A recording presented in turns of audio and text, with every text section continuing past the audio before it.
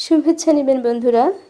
লক্ষ্মীস স্টুডিওর ধারাবাহিক আয়োজনে আপনারা শুনছেন শরৎচন্দ্র চট্টোপাধ্যায়ের কালজয়ী উপন্যাস শ্রীকান্ত। আজ থাকছে শ্রীকান্ত উপন্যাসের প্রথম পর্বের 11তম পরিচ্ছদ। পিয়ারের কাছে যে সত্য করিয়াছিলাম তাহা যে রক্ষাও করিয়াছিলাম, বাটে ফিরিয়া এই সংবাদ জানাইয়া তাহাকে চিঠি দিলাম। অবিলম্বে জবাব আসিল। একটা বিষয় বারবার লক্ষ্য করিয়াছিলাম, কোনো দিন পিয়ারি আমাকে তাহার পাটনার বাটিতে যাইবার জন্য পীড়াপীড়িত করেন নাই, সামান্য একটা মুখের নিমন্ত্রণ পর্যন্ত জানাই নাই। এই পত্রের মধ্যেও তাহার লেশমাত্র ইঙ্গিত ছিল না, শুধু নিচের দিকে একটা নিবেদন ছিল, যাহা আমি আজও ভুলি নাই। সুখের দিনে না হোক, দুঃখের দিনে তাহাকে বিস্মৃত না হই, এই প্রার্থনা। দিন কাটিতে লাগিল।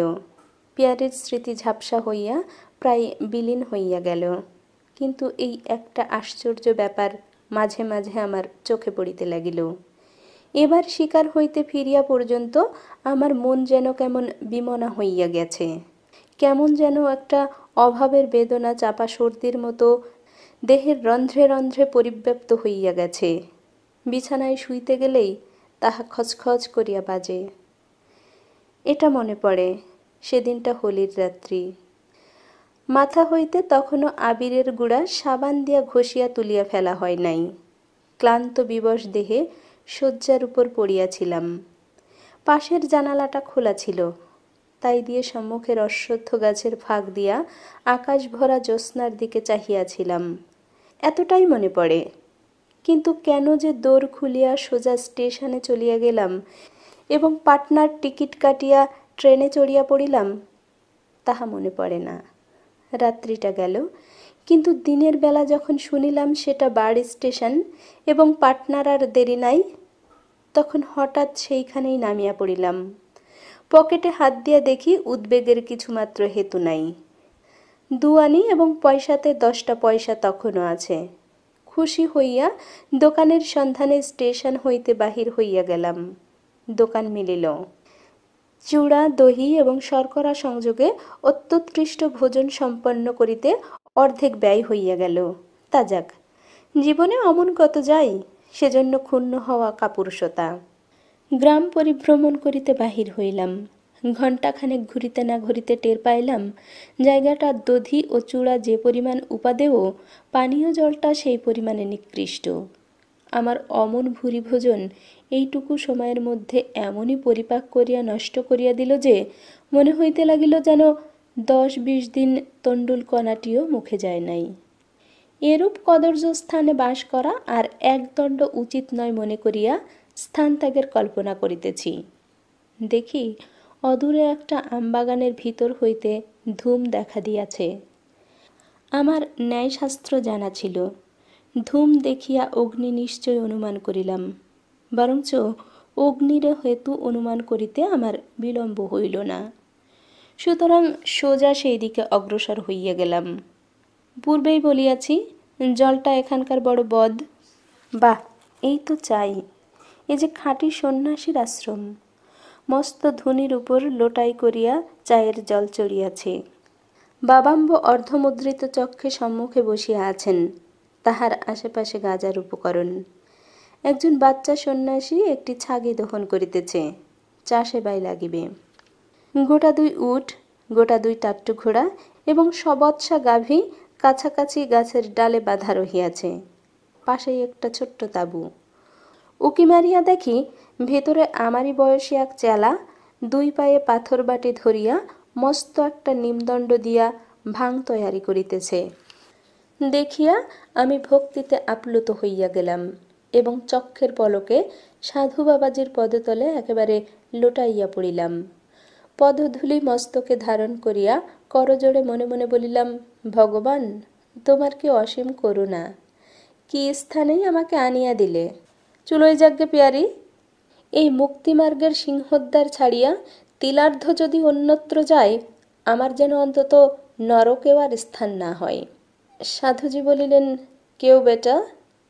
আমি সবিনয়ে নিবেদন করিলাম, আমি গৃহত্যাগী, মুক্তিপথন্যাসী হতভাগ্য শিশু।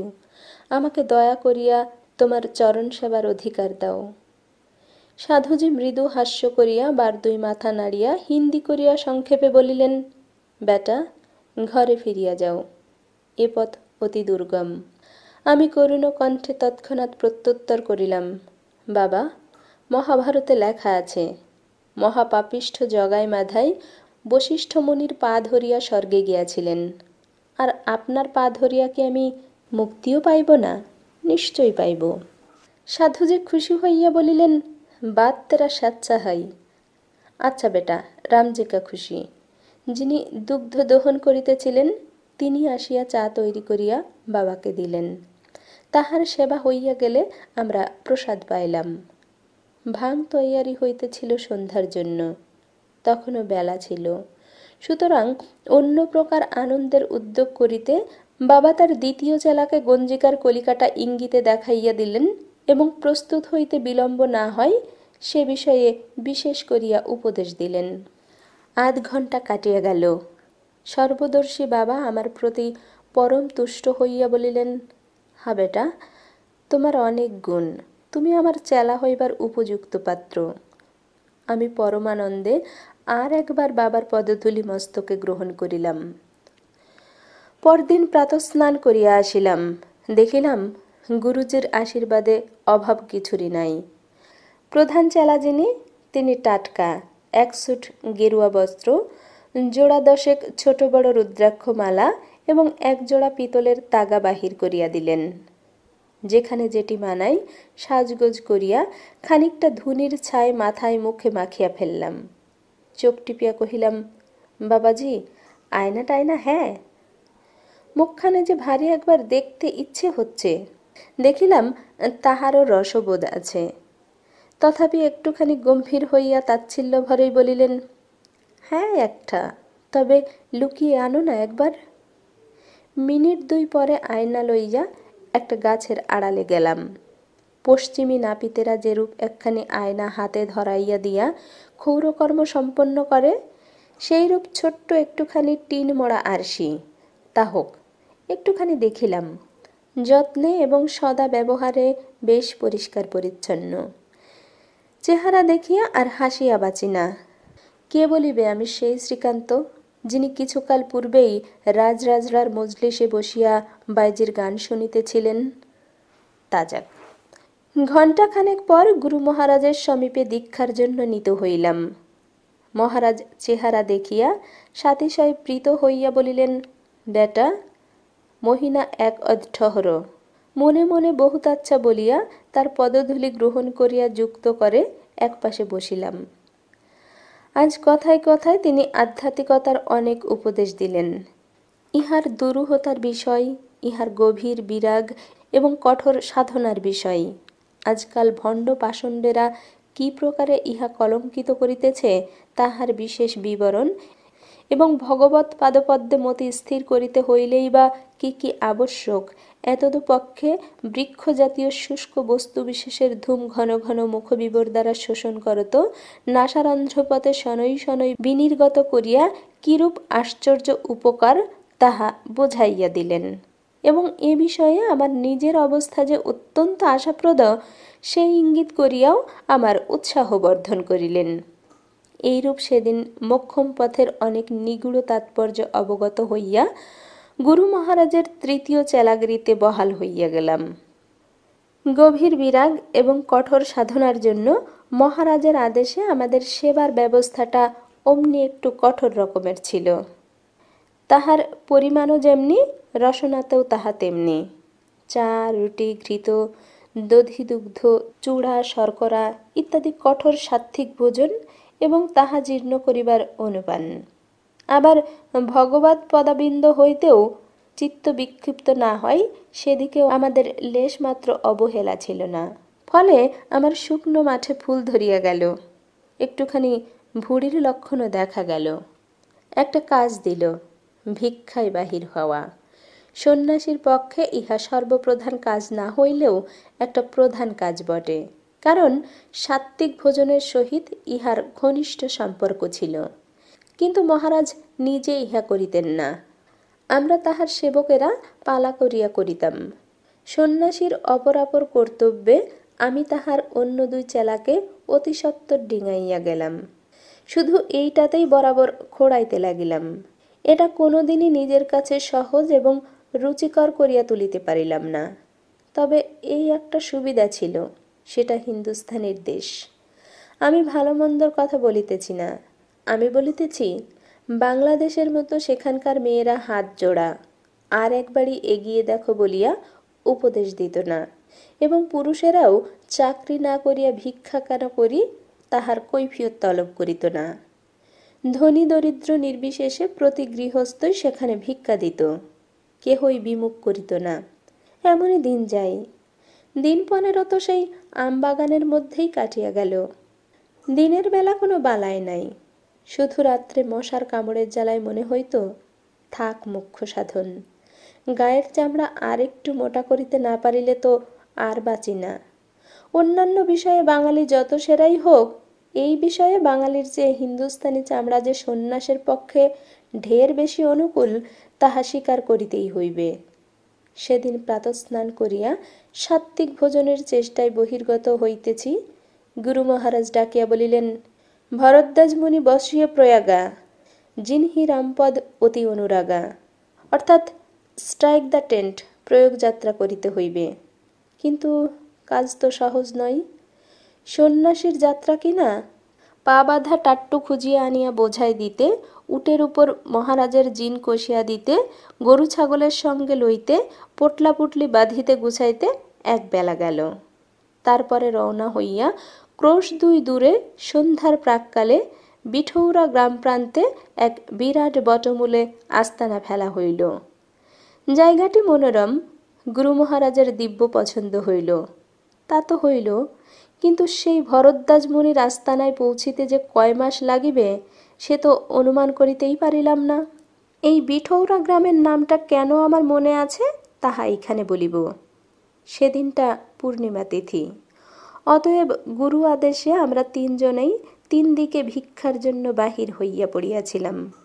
একা হইলে উদরপূর্তির জন্য চেষ্টা চরিত্র মন্দ করিতাম না, কিন্তু আজ আমার সে চাড় ছিল না বলিয়া অনেকটা নিরর্থক ঘুরিয়া বেড়াইতেছিলাম। একটা বাড়ির খোলা দরজার ভিতর দিয়া হঠাৎ একটা বাঙালি মেয়ের চেহারা চোখে পড়িয়া গেল। তাহার কাপড়খানা যদিচ দেশি তাতে বোনা গুঞ্চটের মতোই ছিল, কিন্তু পরিবার বিশেষ ভঙ্গিটাই আমার কৌতূহল উদ্রেক করিয়াছিল।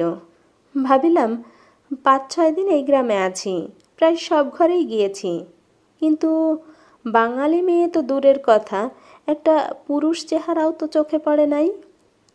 সাধু সন্ন্যাসীর অবারিত দ্বার। ভিতরে প্রবেশ করিতেই মেয়েটি আমার পানে চাহিয়া রহিল।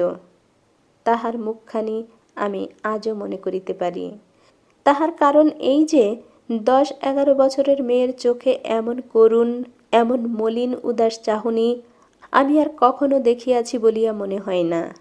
তাহার মুখে, তাহার ঠোঁটে, তাহার চোখে, তার সর্বাঙ্গ দিয়া দুঃখ এবং হতাশা যেন ফাটিয়া পড়িতেছিল।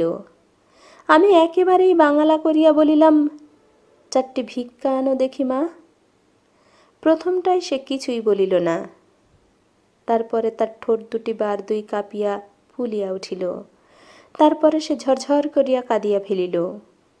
আমি মনে মনে একটু লজ্জিত হইয়া পড়িলাম, কারণ সম্মুখে কেহ না থাকিলেও পাশের ঘর হইতে বেহারি মেয়েদের কথাবার্তা শোনা যাইতেছিল। তাহাদের কেহ হঠাৎ বাহির হইয়া এই অবস্থায় উভয়কে দেখিয়া কি ভাবিবে, কি বলিবে তাহা ভাবিয়া না পাইয়া দাঁড়াবো কি প্রস্থান করিব স্থির করিবার পূর্বেই মেয়েটি কাঁদিতে কাঁদিতে এক নিঃশ্বাসে সহস্র প্রশ্ন করিয়া ফেলিল। তুমি কোথা থেকে আসছো? তুমি কোথায় থাকো? তোমার বাড়ি কি বর্ধমান জেলায়? কবে সেখানে যাবে? তুমি রাজপুর জানো? সেখানকার গৌরী তেওয়ারিকে চেনো? আমি কহিলাম, তোমার বাড়ি কি রাজপুরে? মেয়েটি হাত দিয়া চোখের জল মুছিয়া বলিল, হ্যাঁ, আমার বাবার নাম গৌরী তেওয়ারি, আমার দাদার নাম রামলাল তেওয়ারি। তাদের তুমি চেনো? আমি 3 মাস শ্বশুর বাড়ি এসেছি, একখানি চিঠিও পাইনে। বাবা, দাদা, মা, গিরিবালা, খোকা কেমন আছে কিচ্ছু জানি নে। ওই যে অশ্বত্থ গাছ, ওর তলায় আমার দিদির শ্বশুর বাড়ি। ও সোমবারে দিদি গলায় দড়ি দিয়ে মরেছে। এরা বলে না, সে কলেরায় মরেছে। আমি বিস্ময়ে হতবুদ্ধি হইয়া গেলাম। ব্যাপার কি? এরা তো দেখছি পুরো হিন্দুস্তানি, অথচ মেয়েটি একেবারে খাঁটি বাঙালির মেয়ে। এত দূরে এ বাড়িতে এদের শ্বশুর বাড়ি বা কি করিয়া হইল, আর ইহাদের স্বামী শ্বশুর শাশুড়ি বা এখানে কি করিতে আসিল? জিজ্ঞাসা করিলাম, তোমার দিদি গলায় দড়ি দিল কেন? সে কহিল, দিদি রাজপুর যাবার জন্য দিনরাত কাঁদত, খেত না, শুতো না, তাই তার চুল আড়াই বেঁধে তাকে সারা দিন রাত দাঁড় করিয়ে রেখেছিল, তাই দিদি গলায় দড়ি দিয়ে মরেছে। প্রশ্ন করিলাম, তোমার শ্বশুর শাশুড়ি কি হিন্দুস্তানি? মেয়েটি আর একবার কাঁদিয়া ফেলিয়া কহিল, হ্যাঁ, আমি তাদের কথা কিছু বুঝতে পারি নে, তাদের রান্না মুখে দিতে পারি নে। আমি তো দিন রাত কাঁদি, কিন্তু বাবা আমাকে চিঠিও লেখে না, নিয়েও যায় না। জিজ্ঞাসা করিলাম, আচ্ছা, তোমার বাবা এত দূরে তোমাদের বিয়ে দিলেন কেন? মেয়েটি কহিল, আমরা যে তেওয়ারি, আমাদের ঘর ও দেশে তো পাওয়া যায় না। তোমাকে কি এরা মারধর করে? করে না, এই দেখো না, বলিয়া মেয়েটি বাহুতে, পিঠের উপর, গালের উপর দাগ দেখাইয়া উচ্ছ্বসিত হইয়া কাঁদিতে কাঁদিতে কহিল, আমিও দিদির মতো গলায় দড়ি দিয়ে মরব। তাহার কান্না দেখিয়া আমার নিজের চক্ষুও সজল হইয়া উঠিল। আর প্রশ্নোত্তর বা ভিক্ষার অপেক্ষা না করিয়াই বাহির হইয়া পড়িলাম। মেয়েটি কিন্তু আমার পেছনে পেছনে আসিয়া বলিতে লাগিল, আমার বাবাকে গিয়ে তুমি বলবে তো আমাকে একবার নিয়ে যেতে, নইলে আমি। বলিতেই আমি কোনো মতে একটা ঘাড় নাড়িয়া সাই দিয়া দ্রুত বেগে অদৃশ্য হইয়া গেলাম। মেয়েটির বুক চেরা আবেদন আমার দুই কানের মধ্যে বাজিতেই লাগিল। রাস্তার মোড়ের উপরেই একটা মুদির দোকান। প্রবেশ করিতেই দোকানদার সসম্মানে অভ্যর্থনা করিল। খাদ্যদ্রব্য ভিক্ষা না করিয়া যখন একখানা চিঠির কাগজ ও কালি কলম চাহিয়া বসিলাম, তখন সে কিছু আশ্চর্য হইল বটে, কিন্তু প্রত্যাখ্যান করিল না। সেইখানে বসিয়া গৌরী তেওয়ারির নামে একখানা পত্র লিখিয়া ফেলিলাম। সমস্ত বিবরণ বিবৃত করিয়া পরিশেষে একথাও লিখিতে ছাড়িলাম না যে মেয়েটির দিদি সম্প্রতি গলায় দড়ি দিয়া মরিয়াছে এবং সেও মারধর অত্যাচার সহ্য করিতে না পারিয়া সেই পথে যাইবার সংকল্প করিয়াছে। তিনি নিজে আসিয়া ইহার বিহিত না করিলে কি ঘটে বলা যায় না। খুব সম্ভব তোমার চিঠিপত্র ইহারা মেয়েটিকে দেয় না। ঠিকানা দিলাম বর্ধমান জেলার রাজপুর গ্রাম। জানি না সে পত্র গৌর তেওয়ারির কাছে পৌঁছিয়াছিল কিনা, এবং পৌঁছাইলেও সে কিছু করিয়াছিল কিনা, কিন্তু ব্যাপারটা আমার মনের মধ্যে এমনই মুদ্রিত হইয়া গিয়াছিল যে এতকাল পরেও সমস্ত স্মরণ রহিয়াছে, এবং এই আদর্শ হিন্দু সমাজের সুখ্যাতি সূক্ষ্ম জাতিভেদের বিরুদ্ধে একটা বিদ্রোহের ভাব আজিও যায় নাই। হইতে পারে এই জাতিভেদ ব্যাপারটা খুব ভালো। এই উপায়েই সনাতন হিন্দু জাতিটা যখন আজ পর্যন্ত বাঁচিয়া আছে, তখন ইহার প্রচণ্ড উপকারিতা সম্বন্ধে সংশয় করিবার, প্রশ্ন করিবার আর কিছুই নাই। কে কোথায় দুটো হতভাগা মেয়ে দুঃখ সহ্য করিতে না পারিয়া গলায় দড়ি দিয়া মরিবে বলিয়া ইহার কঠোর বন্ধন এক বিন্দু শিথিল করার পরিকল্পনা করাও পাগলামি। কিন্তু মেয়েটির কান্না যে লোক চোখে দেখিয়া আসিয়াছে, তাহার সাধ্য নাই এ প্রশ্ন নিজের নিকট হইতে থামাইয়া রাখে যে কোনো মতে টিকিয়ে থাকাই কি চরম সার্থকতা। এমন অনেক জাতিই তো টিকিয়ে আছে। কুকিরা আছে, কোল ভিল সাঁওতালরা আছে। প্রশান্ত মহাসাগরে অনেক ছোটোখাটো দ্বীপের অনেক ছোটোখাটো জাতিরা মানুষ সৃষ্টির শুরু হইতেই বাঁচিয়া আছে। আফ্রিকায় আছে, আমেরিকায় আছে। তাহাদেরও এমন সকল কড়া সামাজিক আইন কানুন আছে যে শুনিলে গায়ের রক্ত জল হইয়া যায়। বয়সের হিসাবে তাহারা ইউরোপের অনেক জাতির অতি বৃদ্ধ পিতামহের চেয়েও প্রাচীন, আমাদের চেয়েও পুরাতন। কিন্তু তাই বলিয়াই যে ইহারা আমাদের চেয়ে সামাজিক আচার ব্যবহারে শ্রেষ্ঠ, এমন অদ্ভুত সংশয় বোধ করি কাহারও মনে ওঠে না। সামাজিক সমস্যা ঝাঁক বাঁধিয়া দেখা দেয় না, এমনই এক আধটা কচ্চিৎ আবির্ভূত হয়। নিজের বাঙালি মেয়ে দুটির খোট্টার ঘরে বিবাহ দিবার সময় গৌরী তেওয়ারির মনে বোধ করি এরূপ প্রশ্ন আসিয়াছিল। কিন্তু সে বেচারা এই দুরূহ প্রশ্নের কোনো পথ খুঁজিয়া না পাইয়াই শেষে সামাজিক যুপকোষ্ঠে কন্যা দুটিকে বলি দিতে বাধ্য হইয়াছিল। যে সমাজ এই দুইটি নিরুপায় ক্ষুদ্র বালিকার জন্যও স্থান করিয়া দিতে পারে নাই, সে সমাজ আপনাকে এতটুকু প্রসারিত করিবার শক্তি রাখে না। সে পঙ্গু আড়ষ্ট সমাজের জন্য মনের মধ্যে কিছুমাত্র গৌরব অনুভব করিতে পারিলাম না। কোথায় একজন মস্ত বড় লোকের লেখায় পড়িয়াছিলাম, আমাদের সমাজ জাতিভেদ বলিয়া যে একটা বড় রকমের সামাজিক প্রশ্নের উত্তর জগতের সম্মুখে ধরিয়া দিয়াছিল, তাহার চূড়ান্ত নিষ্পত্তি আজিও হয় নাই। এরকম একটা কথা। কিন্তু এই সমস্ত যুক্তিহীন উচ্ছ্বাসের উত্তর দিতেও যেমন প্রবৃত্তি হয় না, হয় নাই, হইবে না বলিয়া নিজের প্রশ্নের নিজেরই উত্তর প্রবল কণ্ঠে ঘোষণা করিয়া দিয়া যাহারা চাপিয়া বসিয়া যায়, তাহাদের জবাব দেওয়াও তেমনি কঠিন। যাজ্ঞে দোকান হইতে উঠিলাম। সন্ধান করিয়া বিয়ারিং পত্রটা ডাকবক্সে ফেলিয়া দিয়া যখন আস্তানায় আসিয়া উপস্থিত হইলাম, তখনও আমার অন্যান্য সহযোগীরা আটা চাল প্রভৃতি সংগ্রহ করিয়া ফিরিয়া আসে নাই। দেখিলাম সাধু বাবা আজ যেন বিরক্ত।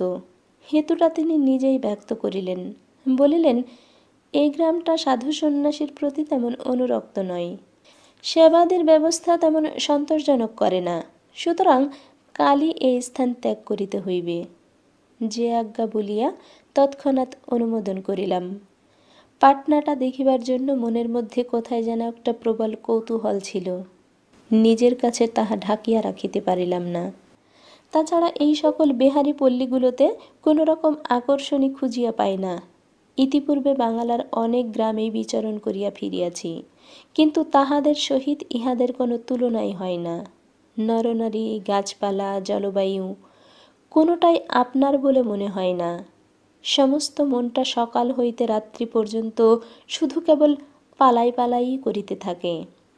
সন্ধ্যাবেলায় পাড়ায় পাড়ায় তেমন করিয়া খোল করতালের সঙ্গে কীর্তনের সুর কানে আসে না। দেব মন্দিরের আরতির কাসর ঘণ্টাগুলোও সেরূপ গম্ভীর মধুর শব্দ করে না। এদেশের মেয়েরা শাকগুলোও কি চাই তেমন মিষ্ট করিয়া বাজাইতে জানে না। এখানে মানুষ কি সুখেই থাকে? আর মনে হইতে লাগিল, এইসব পাড়াগাঁয়ের মধ্যে না আসিয়া পড়িলে তো নিজেদের পাড়াগাঁয়ের মূল্য কোনোদিনই এমন করিয়া চোখে পড়িত না। আমাদের জলে পানা, হাওয়ায় ম্যালেরিয়া, মানুষের পেটে কিলবিল পিলে, ঘরে ঘরে মামলা, পাড়ায় পাড়ায় দলাদলি, তা হোক, তবু তারই মধ্যে যে কত রস, কত তৃপ্তি ছিল, এখন যেমন তাহার কিছুই না বুঝিয়াও সমস্ত বুঝিতে লাগিলাম। পরদিন তাঁবু ভাঙিয়া যাত্রা করা হইল এবং সাধু বাবা যথাশক্তি ভরদ্বাজ মুনির আশ্রমের দিকে সদল বলে অগ্রসর হইতে লাগিলেন। কিন্তু পথটা সোজা হইবে বলিয়াই হোক, কিংবা মুনি আমার মন বুঝিয়াই হোক, পাটনার 10 ক্রোশের মধ্যে আর তাঁবু গাড়িলেন না। মনে একটা বাসনা ছিল, তা সে এখন থাক। পাপ তাপ অনেক করিয়াছি, সাধু সঙ্গে দিন কতক পবিত্র হইয়া আসিগে। একদিন সন্ধ্যার প্রাক্কালে যে জায়গায় আমাদের আড্ডা পড়িল, তাহার নাম ছোট বাঘিরা। আরা স্টেশন হইতে ক্রোশাষ্টেক দূরে। এই গ্রামে একটি মহাপ্রাণ বাঙালি ভদ্রলোকের সহিত পরিচয় হইয়াছিল। তাহার সদাশয়তার এইখানে একটু বিবরণ দিব। তাহার পৈতৃক নামটা গোপন করিয়া রামবাবু বলাই ভালো, কারণ এখনও তিনি জীবিত আছেন এবং পরে অন্যত্র যদিচ তাহার সহিত সাক্ষাৎ লাভ ঘটিয়াছিল, তিনি আমাকে চিনিতে পারে নাই। না পারা আশ্চর্য নয়, কিন্তু তাহার স্বভাব জানি। গোপনে তিনি যে সকল সৎকার্য করিয়াছেন, তাহার প্রকাশ্যে উল্লেখ করিলে তিনি বিনয়ে সংকুচিত হইয়া পড়িবেন, তাহা নিশ্চিত বুঝিতেছি। অতএব তার নাম রামবাবু। কি সূত্রে যে রামবাবু এই গ্রামে আসিয়াছিলেন এবং কেমন করিয়া যে জমি জমা সংগ্রহ করিয়া চাষাবাদ করিতেছিলেন, অত কথা জানি না। এইমাত্র জানি তিনি দ্বিতীয় পক্ষ এবং গুটি 3-4 পুত্রকন্যা লইয়া তখন সুখে বাস করিতেছিলেন। সকালবেলা শোনা গেল, এই ছোট বড় বাঘিয়া তো বটেই, আরও 5-7খানি গ্রামের মধ্যে তখন বসন্ত মহামারী রূপে দেখা দিয়াছে। দেখা গিয়াছে যে গ্রামের এই সকল দুঃসময়ের মধ্যেই সাধু সন্ন্যাসীর সেবা বেশ সন্তোষজনক হয়। সুতরাং সাধু বাবা অবিচলিত চিত্তে তথায় অবস্থান করিবার সংকল্প করিলেন। ভালো কথা, সন্ন্যাসী জীবনটা সম্বন্ধে এইখানে আমি একটা কথা বলিতে চাই। জীবনে ইহাদের অনেকগুলিকেই দেখিয়াছি, বারচারেক এরূপ ঘনিষ্ঠভাবেও মিশিয়াছি। দোষ যাহা আছে সে তো আছেই, আমি গুণের কথাই বলিব। নিছক পেটের দায়ে সাধুজি আপনারা তো আমাকেই জানেন, কিন্তু ইহাদের মধ্যেও এই দুটো দোষ আমার চোখে পড়ে নাই। আর চোখের দৃষ্টিটাও যে আমার খুব মোটা তাও নয়। স্ত্রীলোক সম্বন্ধে ইহাদের সংযমী বলুন আর উৎসাহের স্বল্পতাই বলুন খুব বেশি, এবং প্রাণের ভয়টা ইহাদের নিতান্তই কম। যাবৎ জীবেত সুখম জীবেত তো আছেই, কি করিলে অনেকদিন জীবেত এ খেয়াল নাই। আমাদের সাধু বাবারও এক্ষেত্রে তাহাই হইল। প্রথমটার জন্য দ্বিতীয়টা তিনি তুচ্ছ করিয়া দিলেন। একটুখানি ধুনির ছাই এবং দুফাটা কমণ্ডলের জলের পরিবর্তে যে সকল বস্তু হু হু করিয়া ঘরে আসিতে লাগিল, তাহা সন্ন্যাসী গৃহী কাহারও বিরক্তিকর হইতে পারে না। রামবাবু সস্ত্রীক কাঁদিয়া আসিয়া পড়িলেন। 4 দিনের জ্বরের পর আজ সকালে বড় ছেলের বসন্ত দেখা দিয়াছে, এবং ছোট ছেলেটি কাল রাত্রি হইতেই জ্বরে অচৈতন্য। বাঙালি দেখিয়া আমি উপযাচক হইয়া রামবাবুর সহিত পরিচয় করিলাম। ইহার পরে গল্পের মধ্যে মাসখানেকের বিচ্ছেদ দিতে চাই, কারণ কেমন করিয়া এই পরিচয় ঘনিষ্ঠ হইল, কেমন করিয়া ছেলে দুইটি ভালো হইল, সে অনেক কথা। বলিতে আমার নিজেরই ধৈর্য থাকিবে না, তা পাঠকের কথা তো ঢের দূরের কথা। তবে মাঝের একটা কথা বলিয়া রাখি। দিন 15 পরে রোগের যখন বড় বাড়াবাড়ি, তখন সাধুজি তাহার আস্তানা গুটাইবার প্রস্তাব করিলেন। রামবাবুর স্ত্রী কাঁদিয়া বলিলেন, সন্ন্যাসী দাদা, তুমি তো সত্যিই সন্ন্যাসী নও, তোমার শরীরে দয়ামায়া আছে। আমার নবীন জীবনকে তুমি ফেলে চলে গেলে তারা কখনো বাঁচবে না। কই যাও দেখি, কেমন করে যাবে? বলিয়া তিনি আমার পা ধরিয়া ফেলিলেন। আমার চোখেও জল আসিল। রামবাবুও স্ত্রীর প্রার্থনায় যোগ দিয়া কাকুতি মিনতি করিতে লাগিলেন। সুতরাং আমি যাইতে পারিলাম না। সাধু বাবাকে বলিলাম, প্রভু, তোমরা অগ্রসর হও। আমি পথের মধ্যে না পারি, প্রয়োগে গিয়া যে তোমার পদধূলি মাথায় লইতে পারিব, তাহাতে আর সন্দেহ নাই। প্রভু ক্ষুণ্ণ হইলেন। শেষে পুনঃ পুনঃ অনুরোধ করিয়া নিরর্থক কোথাও বিলম্ব না করি সে বিষয়ে বারংবার সতর্ক করিয়া দিয়া সদল বলে যাত্রা করিলেন। আমি রামবাবুর বাটিতেই রহিয়া গেলাম। এই অল্প দিনের মধ্যেই আমি যে প্রভুর সর্বাপেক্ষা স্নেহের পাত্র হইয়াছিলাম, এবং টিকিয়া থাকিলে তাহার সন্ন্যাসী লীলার অবসানে উত্তরাধিকার সূত্রে টাট্টু এবং উর্দুটা যে দখল করিতে পারিতাম, তাহাতে কোনো সংশয় নাই। যাক, হাতের লক্ষ্মী পায়ে ঠেলিয়া গত কথা লইয়া পরিতাপ করিয়া লাভ নাই। ছেলে দুটি সারিয়া উঠিল। মারি এইবার প্রকৃতই মহামারী রূপে দেখা দিলেন। এ যে কি ব্যাপার, তাহা যে চোখে না দেখিয়াছে, তাহার দ্বারা লেখা পড়িয়া, গল্প শুনিয়া বা কল্পনা করিয়া হৃদয়ঙ্গম করা অসম্ভব। অতএব এই অসম্ভবকে সম্ভব করিবার প্রয়াস আমি করিব না। লোক পালাইতে আরম্ভ করিল। ইহার আর কোনো বাজবিচার রহিল না। যে বাড়িতে মানুষের চিহ্ন দেখা গেল, সেখানে উকি মারিয়া দেখিলেই চোখে পড়িতে পারিত শুধু মা তার পীড়িত সন্তানকে আগলাইয়া বসিয়া আছেন। রামবাবুও তাহার ঘরের গরুর গাড়িতে জিনিসপত্র বুঝাই দিলেন। অনেকদিন আগেই দিতেন, শুধু বাধ্য হইয়াই পারেন নাই। দিন 5-6 হইতেই আমার সমস্ত দেহটা এমনই একটা বিশ্রী আলস্যে ভরিয়া উঠিতেছিল যে কিছুই ভালো লাগিত না। ভাবিতাম রাত জাগা এবং পরিশ্রমের জন্যই এইরূপ বোধ হইত। সেদিন সকাল হইতেই মাথা টিপটিপ করিতে লাগিল। নিতান্ত অরুচির ওপর দুপুরবেলা যাহা কিছু খাইলাম, অপরাহ্নবেলা বমি হইয়া গেল। রাত্রি 9টা-10টার সময় টের পাইলাম জ্বর হইয়াছে। সেদিন সারা রাত্রি ধরিয়াই তাহাদের উদ্যোগ আয়োজন চলিতেছিল। সবাই জাগিয়াছিলেন। অনেক রাত্রে রামবাবুর স্ত্রী বাহিরের ঘরে ঢুকিয়া বলিলেন, সন্ন্যাসী দাদা, তুমি কেন আমাদের সঙ্গেই আড়া পর্যন্ত চলো না? আমি বলিলাম, তাই যাব, কিন্তু তোমাদের গাড়িতে আমাকে একটু জায়গা দিতে হবে। ভগিনী উৎসুক হইয়া প্রশ্ন করিলেন, কেন সন্ন্যাসী দাদা? গাড়ি তো 2টোর বেশি পাওয়া গেল না। আমাদের নিজেদেরই যে জায়গা হচ্ছে না। আমি কহিলাম, আমার হাঁটবার যে ক্ষমতা নেই দিদি। সকাল থেকে বেশ জ্বর এসেছে। জ্বর? কি বলো গো? বলিয়া উত্তরের অপেক্ষা না করিয়াই আমার নতুন ভগিনী মুখ কালি করিয়া প্রস্থান করিলেন। কতক্ষণ পরে ঘুমাইয়া পড়িয়াছিলাম বলিতে পারি না। জাগিয়া উঠিয়া দেখিলাম বেলা হইয়াছে। বাড়ির ভিতরে ঘরে ঘরে তালাবন্ধ, জনপ্রাণী নাই। বাহিরের যে ঘরটায় আমি থাকিতাম তাহারই সম্মুখ দিয়াই এই গ্রামের কাঁচা রাস্তাটা আরা স্টেশন পর্যন্ত গিয়াছে। এই রাস্তার উপর দিয়া প্রত্যহ অন্তত ৫-৬খানা গরুর গাড়ি মৃত্যুভীত নরনারী বোঝাই লইয়া স্টেশনে যাইত। সারাদিন অনেক চেষ্টার পরে ইহারই একখানিতে সন্ধ্যার সময় স্থান করিয়া লইয়া উঠিয়া বসিলাম। যে প্রাচীন বিহারী ভদ্রলোকটি দয়া করিয়া আমাকে সঙ্গে আনিয়াছিলেন, তিনি অতি প্রত্যুষেই স্টেশনের কাছে একটা গাছতলায় আমাকে নামাইয়া দিলেন। তখন আর আমার বসিবার সামর্থ্য ছিল না। সেইখানেই শুইয়া পড়িলাম।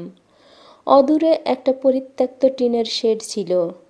পূর্বে এটি মোসাফিরখানার কাজে ব্যবহৃত হইত, কিন্তু বর্তমান সময়ে বৃষ্টি বাদলার দিনে গরু বাছুরের ব্যবহার ছাড়া আর কোনো কাজে লাগিত না। ভদ্রলোক স্টেশন হইতে একজন বাঙালি যুবককে ডাকিয়া আনিলেন। আমি তাহারই দয়ায় জন কয়েক কুলির সাহায্যেই এই শেডখানির মধ্যে নীত হইলাম। আমার বড় দুর্ভাগ্য, আমি যুবকটির কোনো পরিচয় দিতে পারিলাম না, কারণ কিছুই জিজ্ঞাসা করা হয় নাই। মাস ৫-৬ পরে জিজ্ঞাসা করিবার যখন সুযোগ এবং শক্তি হইল, তখন সংবাদ লইয়া জানিলাম বসন্ত রোগে ইতিমধ্যেই তিনি ইহলোক ত্যাগ করিয়া গিয়াছেন। তবে তাহার কথা শুনিয়া এইমাত্র জানিলাম তিনি পূর্ববঙ্গের লোক এবং ১৫ টাকা বেতনে স্টেশনে চাকরি করেন। খানিক পরে তিনি তাহার নিজের শতজীর্ণ বিছানাটি আনিয়া হাজির করিলেন এবং বারবার বলিতে লাগিলেন তিনি স্বহস্তে রাঁধিয়া খান এবং পরের ঘরে থাকেন। দুপুরবেলা এক বাটি গরম দুধ আনিয়া পিড়াপিড়ি করিয়া খাওয়াইয়া বলিলেন, ভয় নাই, ভালো হইয়া যাইবেন। কিন্তু আত্মীয় বন্ধুবান্ধব কাহাকেও যদি সংবাদ দিবার থাকে তো ঠিকানা দিলে তিনি টেলিগ্রাম করিয়া দিতে পারেন। তখনও আমার বেশ জ্ঞান ছিল, সুতরাং ইহাও বেশ বুঝিতেছিলাম আর বেশিক্ষণ নয়। এমনি জ্বর যদি আর ৫-৬ ঘণ্টাও স্থায়ী হয় তো চৈতন্য হারাইতেই হইবে। অতএব যাহা কিছু করিবার ইতিমধ্যে না করিলে আর করাই হইবে না। তা বটে, কিন্তু সংবাদ দিবার প্রস্তাবে ভাবনায় পড়িলাম। কেন, তাহা খুলিয়া বলিবার প্রয়োজন নাই। কিন্তু ভাবিলাম গরিবের টেলিগ্রামের পয়সাটা অপব্যয় করাইয়া আর লাভ কি। সন্ধ্যার পর ভদ্রলোক তার ডিউটির ফাঁকে এক ভাঁড় জল ও একটা কেরোসিনের ডিবা লইয়া উপস্থিত হইলেন। তখন জ্বরের যন্ত্রণায় মাথা ক্রমশ বেঠিক হইয়া উঠিতেছিল। তাহাকে কাছে ডাকিয়া বলিলাম, যতক্ষণ আমার হুঁশ আছে ততক্ষণ মাঝে মাঝে দেখবেন, তারপরে যা হয় তা হোক, আপনি আর কষ্ট করবেন না। ভদ্রলোক অত্যন্ত মুখচোরা প্রকৃতির লোক। কথা সাজাইয়া বলিবার ক্ষমতা তাহার ছিল না। প্রত্যুত্তরে তিনি না না বলিয়া চুপ করিলেন। বলিলাম, আপনি সংবাদ দিতে চেয়েছিলেন। আমি সন্ন্যাসী মানুষ, আমার যথার্থ আপনজন কেউ নাই। তবে পাটনার পিয়ারিবাইজির ঠিকানায় যদি একখানা পোস্টকার্ড লিখে দেন যে শ্রীকান্ত আরা স্টেশনের বাইরে একটা টিন শেডের মধ্যে মরণাপন্ন হয়ে পড়ে আছে, তাহলে। ভদ্রলোক শশব্যস্ত হইয়া উঠিলেন।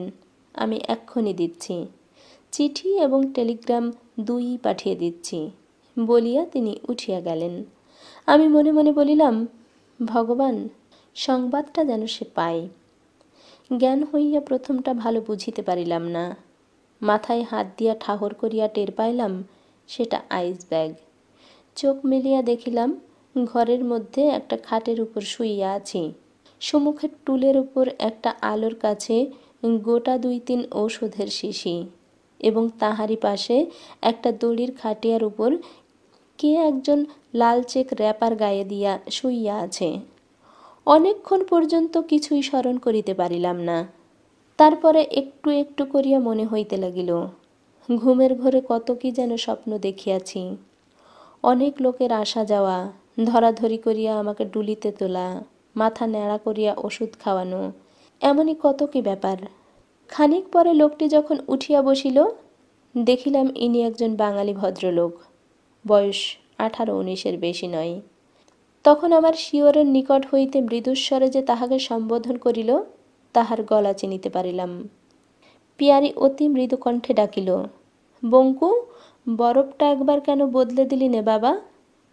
ছেলেটি বলল, দিচ্ছি, তুমি একটুখানি শোও না মা। ডাক্তারবাবু যখন বলে গেলেন বসন্ত নয়, তখন তো আর ভয় নেই মা। পিয়ারি কহিল, ওরে বাবা, ডাক্তার ভয় নেই বললেই কি মেয়ে মানুষের ভয় যায়? তোকে সে ভাবনা করতে হবে না বঙ্কু, তুই শুধু বরফটা বদলে দিয়ে শুয়ে পড়, আর রাত জাগিস নে। বঙ্কু আসিয়া বরফ বদলাইয়া দিল এবং ফিরিয়া গিয়া সেই খাটিয়ার উপর শুইয়া পড়িল। অনতিবিলম্বে তাহার যখন নাক ডাকিতে লাগিল, আমি আস্তে আস্তে ডাকিলাম, পিয়ারি। পিয়ারি মুখের উপর ঝুঁকিয়া পড়িয়া কপালের জলবিন্দুগুলো আঁচলে মুছাইয়া লইয়া বলিল, আমাকে কি চিনতে পারছ? এখন কেমন আছো কান্ত? ভালো আছি। কখন এলে? এ কি আরা? হ্যাঁ, আরা। কাল আমরা বাড়ি যাব। কোথায়? পাটনায়। আমার বাড়ি ছাড়া আর কি কোথাও এখন তোমাকে ছেড়ে দিতে পারি? এই ছেলেটি কে রাজলক্ষ্মী? আমার সতীনপো। কিন্তু বঙ্কু আমার পেটের ছেলেই। আমার কাছে থেকেই ও পাটনা কলেজে পড়ে। আজ আর কথা কইও না, ঘুমাও, কাল সব কথা বলবো। বলিয়া সে আমার মুখের উপর হাত চাপা দিয়া আমার মুখ বন্ধ করিয়া দিল। আমি হাত বাড়াইয়া রাজলক্ষ্মীর ডান হাতখানি মুঠোর মধ্যে লইয়া পাশ ফিরিয়া শুইলাম। এই ছিল শ্রীকান্ত উপন্যাসের প্রথম পর্বের 11তম পরিচ্ছদ। কে কোথা থেকে শুনছেন এবং আজকের পর্বের কোন অংশটুকু আপনাদের ভালো লেগেছে তা কমেন্ট বক্সে জানালে খুশি হব। শ্রীকান্ত উপন্যাসের সবগুলো পর্বের প্লেলিস্ট লিংক এই ভিডিওর ডেসক্রিপশন বক্সে পেয়ে যাবেন। এতক্ষণ সাথে থাকার জন্য ধন্যবাদ।